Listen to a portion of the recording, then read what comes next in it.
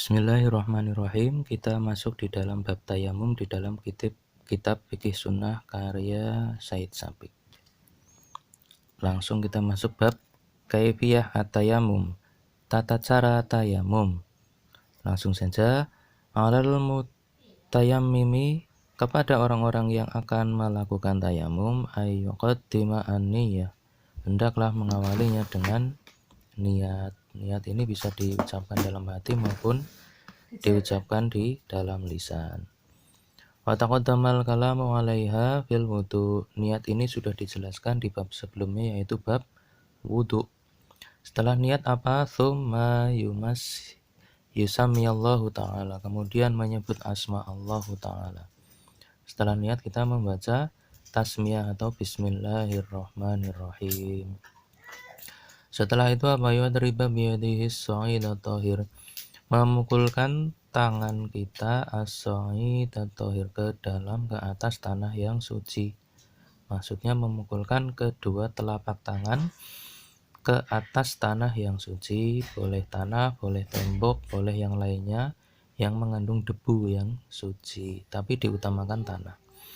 Kemudian apalagi wayam sahabihima, kemudian mengusapkan tangan kita yang sudah terkena debu tadi, wajahu wayadih, ke muka kita, ke wajah kita, wayadaihi ilar ruswain,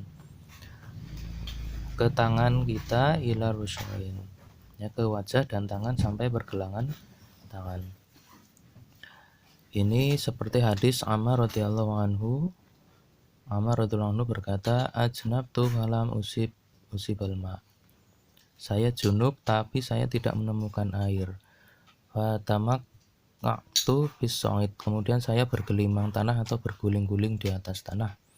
Wasolah itu fadzakartu dzalika Nabi sallallahu alaihi wasallam, kemudian saya menceritakan kepada Nabi sallallahu alaihi wasallam tentang hal tadi. Maka Nabi bersabda, innama kana yakfika hakadza, sungguhnya kamu itu cukup dengan melakukan begini. Maka Nabi mempraktikkan wadroban Nabi sallallahu alaihi wasallam bikabaihil ard, Nabi memukulkan tangannya ke atas tanah. Wa nafakha bihima tsumma masaha bihima wajahu wa kaffai, kemudian Nabi mengusapkan tangannya yang sudah tercampur debu itu tadi ke wajah dan tangannya. Rawahus Syaikhan. Nah, jadi perlu diperhatikan ya, ada beberapa hal ketika tayamum yang perlu dicatat. Wa fi hadzal hadis, yang pertama al-iktifa'u bidorbatin wahidah, memukulkan tangan ke tanah itu cukup dengan wahidah, sekali saja untuk wajah dan tangan, cukup sekali di awal.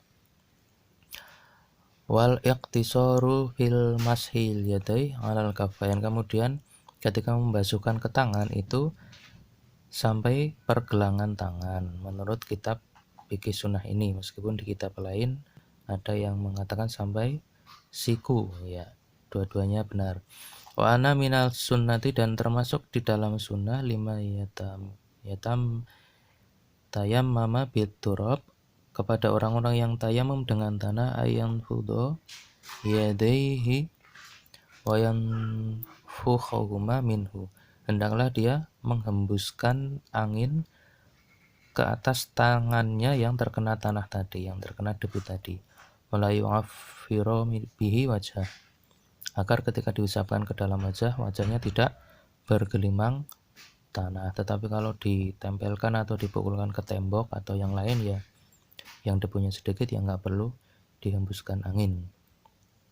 Demikian pembahasan kaifiyah at-tayamum, semoga bermanfaat.